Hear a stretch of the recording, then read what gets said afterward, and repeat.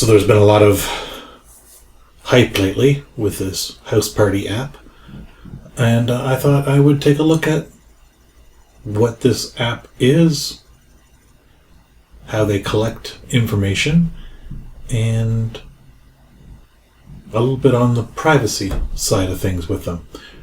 I will say, I have to say some good things about them. They've done a good job, but there's also some things I think that are interesting. So if we go to their houseparty.com, you can see they were recently purchased by Epic Games. You can download the app. They have a Mac version. They have a Android, iOS, pretty standard. I guess the idea is you're supposed to share video with your friends, and I guess you get individual rooms, so you can have different rooms where people go back and forth to talk with different people, kind of like a house party. Sounds pretty good. I think people are really enjoying it, and I think the experience is pretty good. So as I said, so there's an iOS, an Android, a Mac, and an Android Chrome OS version. But let's have a look at this little bit of information here. So if we look at their terms of service, let's just start there. So terms of service, looks like the company at some point was called Life on Air, even so they refer to the app as House Party. The terms of service are pretty good, nothing too draconian in there. You basically, once you sign up, you have 30 days to walk away from the app and walk away from the contract, basically. The interesting thing really starts to come on the content and maybe the data collection side of things. Again, the app is free, so when we think about free apps, what do we think?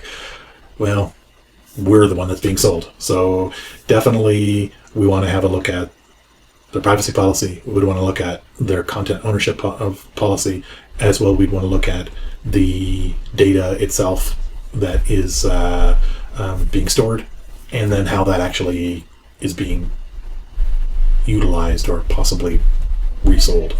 So if we look, basically, when you sign up, it invites you to invite your friends. So it asks for access to your contacts. If you sign up through Facebook and use your Facebook social login, it's looking for contacts through Facebook. And then it sort of blossoms from there and grows from there. It can use invitations through SMS or other communications methods, and whatever you provide them, they own. So even if the person does not decide to join, the fact that you gave them their contact information to text them, they now have the information for that as well. Content on the services, so they define content as any texts or graphics or music or anything that happens to be put on there. They actually get ownership. So if you're a person sitting in here and say playing music in a room, they own that music, or at least that rendition of that music, and have full rights to do whatever they want with it. So that's something to keep in mind. So if you're doing something like that in a room, certainly that would be a thing to keep in mind. The privacy policy itself is down here. They just recently updated their privacy policy, so it's today. It's the 14th of April, and I believe the 10th of April is when they had most recently updated their privacy policy. So they tell you what information they collect. So they probably information what you want. So they collect your account information. So all of your details, like your name, your email address, your any significant dates, are all collated and stored by them. Interestingly enough, there has been recent news of breaches. They have yet to prove that any breach is true, that the actual the breach itself was more hype, more lies than anything else. So that's a good thing. So we can think that possibly they have a good method to store this information. They also collect information about the third-party apps that you link. So if you're using Facebook as your login mechanism and sharing there, then they're also storing that information, and anything that they can access in the Facebook database as well. And they also collect location-based information, so your IP address or where that may be, and be able to derive your address. So, and then why they collect the information. So they obviously are selling your information. So this is a means for them to generate revenue. So they are collecting the social interactions. They're figuring out who you're talking to and for why, and then pulling all that together and making that available to third parties.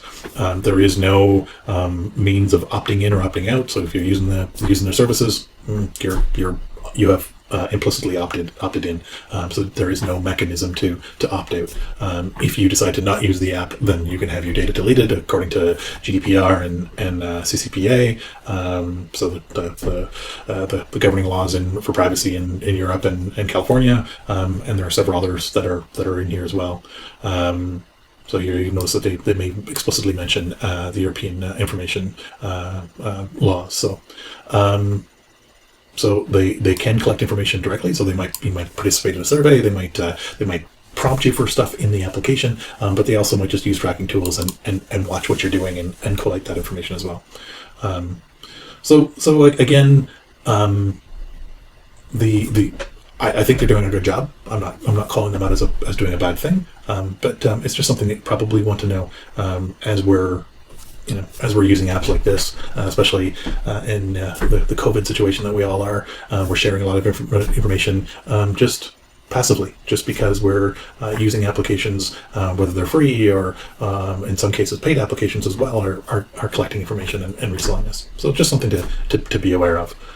So if you're using Houseparty, know that your information is being collected. Know that they're using this to target you. Things like what you're talking about in the app, as you're talking to people, as you're texting with people. All those things are being used to build up a profile of you and further develop a targeted ad campaign for you. So hope you found this useful, and let me know what you think with respect to how your data is collected, and are you using Houseparty, and do you find it's a safe application? Thanks. Take care.